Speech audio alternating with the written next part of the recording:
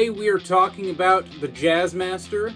I have not one, but two different Jazzmasters here to talk about today.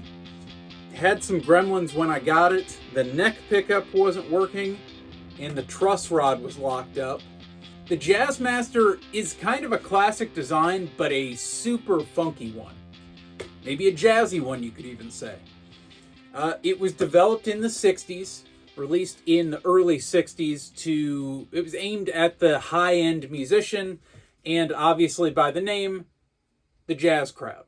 They developed these guitars, based on my understanding, kind of inspired by the Gibson ES's, specifically the ones with the trapeze tailpieces. Why that's important is there's a little bit of symmetry you need to get right on these guitars for them to play well. This one, like I said, is mine, and I've shimmed the neck. Now, what's ideal on these is you want to get the break angle of the string behind the bridge to be pretty close to the break angle on this side of the bridge. Now, for reasons we'll get to shortly, that's actually a little bit harder on the Squier J Mascis than it is on a typical Jazzmaster.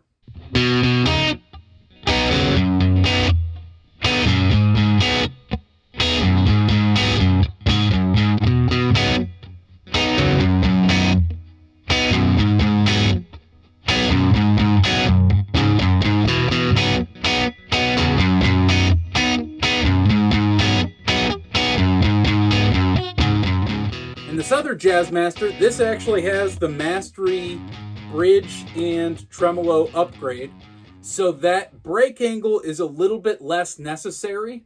These guitars with their funky bridge design can have real issues with tuning stability and strings popping out of saddles, and just shimming the neck typically is enough to fix that.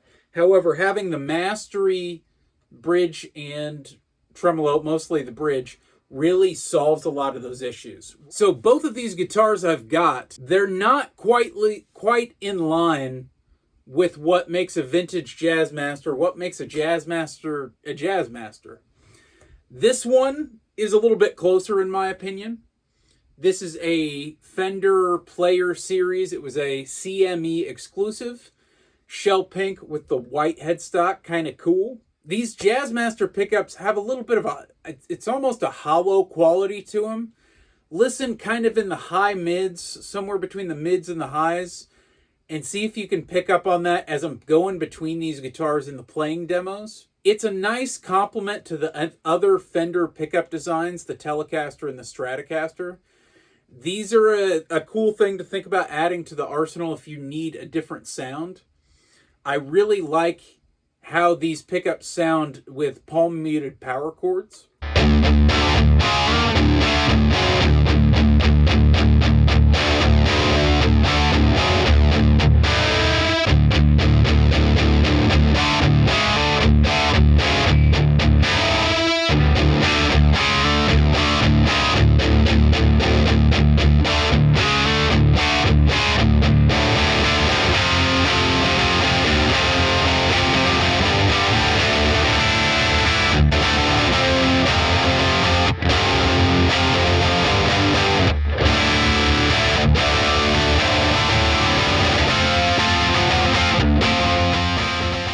One of the big quirks with the Jazzmaster is with the bridge and how it relates to the tremolo. So the bridge on these actually typically moves in its spot. So as you press down on the whammy bar, the bridge will shift to try to help keep tuning stability. However, that bridge can shift when you don't want it to, and it can kind of get in the way of tuning stability a little bit. The fine folks at Mastery have come up with a bridge that doesn't move. The intonation's pretty good. It's actually got 2 saddles, so 3 strings per saddle, but they're intonated remarkably well. And this is the big upgrade for a lot of folks playing Jazzmasters. If you want to play your Jazzmaster out, this is probably the thing to do. So these guitars have a pretty long length of string behind the bridge here. And in my opinion, that is kind of part of the magic in how these guitars feel. Jazzmasters just kind of feel a little bit livelier, and it's kind of in a chaotic way. Like as I play, if you can hear that, the strings ring out here very easily behind the bridge. One difference you might notice between these two guitars, and I think it is kind of a considerable one, is the rhythm circuit. It's a feature of the original Jazzmasters. This being a more modern take on a Jazzmaster, they chose to omit the rhythm circuit, which you can still kind of get the sounds from that, but I think it's a cool option to have on the guitar. And the rhythm circuit and lead circuit, as you would call it, do sound a little bit different. So if the rhythm circuit is disengaged, that's with the switch down, this two-way switch here, I'm just going through my typical three-way selector and volume and tone. It all works as you'd expect it to. But if I flip this up, it's just the neck pickup, and it's going through this volume and tone. These controls are null and void now. I use this, if I'm going to use this, I typically just roll this volume all the way down, and I've got a kill switch. But it's kind of a neat thing to have, kind of a preset sound that you can switch to on the guitar, back and forth for leads and rhythms. I actually would probably switch to the rhythm circuit for a lead if I want a neck pickup sound. The neck pickups on Jazzmasters can still be a little bit bright. And one thing the rhythm circuit does really well, this is actually a bit darker than the tone circuit down here. I kind of messed with it a little bit, and what it seems to me is having the rhythm circuit engaged is about like having the tone about 50% down, give or take. So you could have your bridge pickup, you're rocking your rhythm on the bridge pickup as I would, and then switch to this for your neck pickup sounds for the lead. Could do it with neck pickup, switch between two different sounds for your neck pickup. It's a handy thing to have. You'll see some people that just tape this and don't use it at all. It's personal preference. Obviously, they're making modern Jazzmasters without the switches, without the rhythm circuit at all.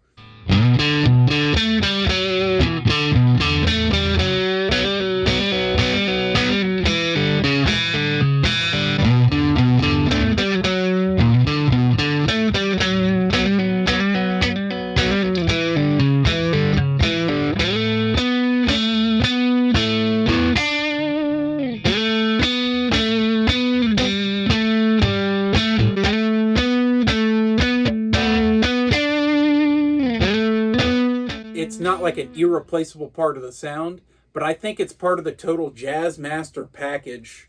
So we talked about bridges on the Fender, on the pink Fender. Let's talk about bridges here, because that's part of what makes this guitar different from the Fender as well, from a typical Jazzmaster. This has a tune-o-matic bridge, much like that you'd find on a Les Paul.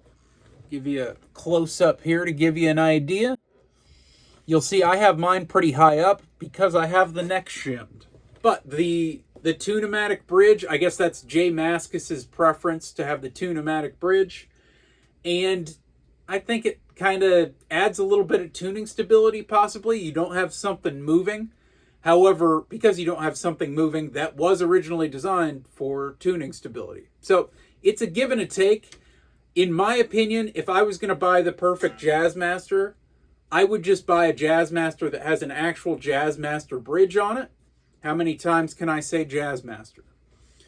But the actual Jazzmaster bridge, to me, like the rhythm circuit, is part of the total package of what makes these guitars what they are.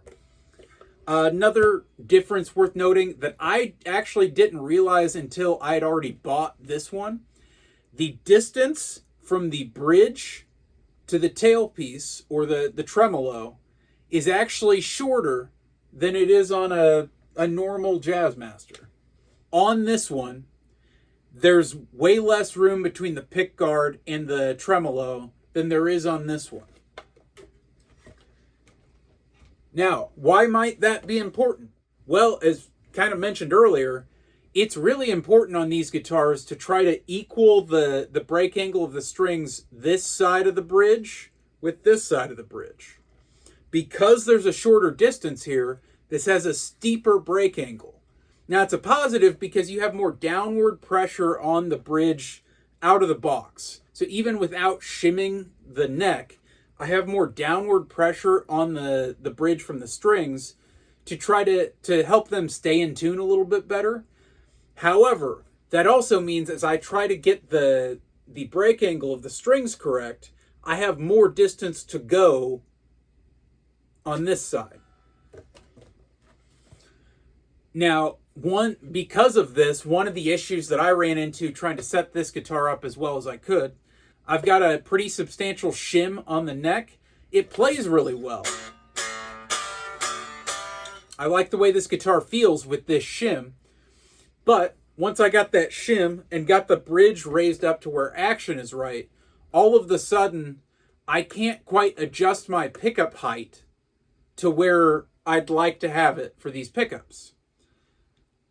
They still sound pretty good where they're at. I could get in there and shim the pickups, help them sit a little bit closer to the strings.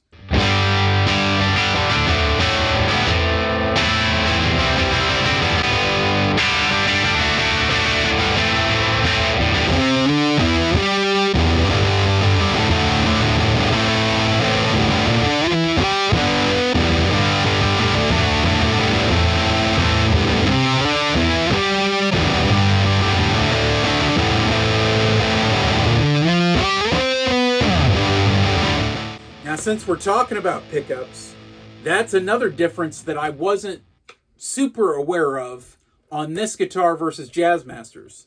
These pickups are actually more of a P90 than they are a Jazzmaster pickup. If you didn't know, a Jazzmaster pickup and a P90 are different. And if you want a P90 guitar and want something a little bit different, maybe the Squier J Mascis is the way to go. You got a Trem on it. It's a cool kind of weird beater guitar. But if you are after the authentic Jazzmaster sound, this doesn't have it quite the same. You can replace the pickup, sure. You can also buy a Squier Classic Vibe. Those have the right Jazzmaster type pickups. They have the right bridge. They have the right distance between the bridge and the tremolo. I would suggest, if you're going to buy one of the Squier Classic Vibes, consider upgrading all of those components. Mike Adams has great guides here on YouTube on how to get a lot of Jazzmasters playing their best. If you want to know what you should upgrade on your Squier, you should go check out his video. That's Jazzmasters in a nutshell for you. This is a cool guitar. I bought it, like I said, I bought it stupid cheap.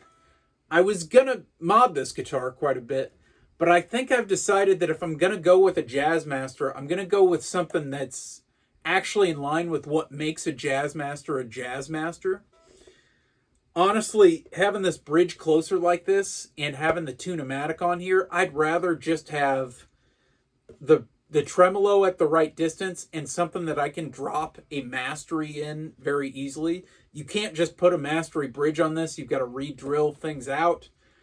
I would rather just put the mastery on a Squier, see how it plays, maybe have to put pickups in it, but ultimately have a Jazzmaster that is a Jazzmaster.